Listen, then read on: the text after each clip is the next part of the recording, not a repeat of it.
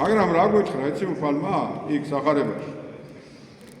იღვიწებდით უკვე რამე თუ არა იცით რომელსაც ჟამსა უფალი თქვენი მოვიდეს ხედა ყოველთვის ხიზლად უნდა იყო არის როდის მოდი ხოდა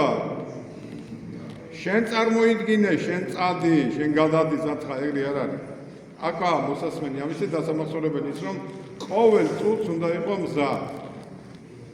ქრისტიანი მართლმადიდებელი და ამ მომზადებაში რა შედის ჩვენი საქმე რა არის სიმდაბლეა მოთმინება მორჩილება ცოდვათა განცდა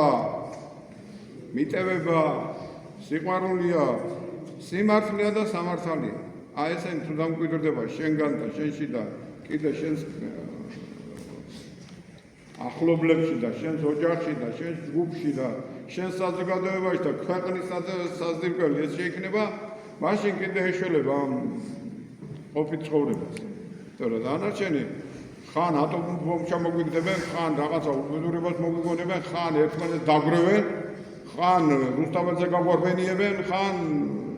სამეგრელოში ჩაგიყვანებენ და იქიდან გამოგაკიდებენ აქეთ შეგეგონება მართალ საზრდოხარ და სინამდვილეში ეშფორი საზრდოხარ ამას უნდა მივხვდეთ ჩვენ.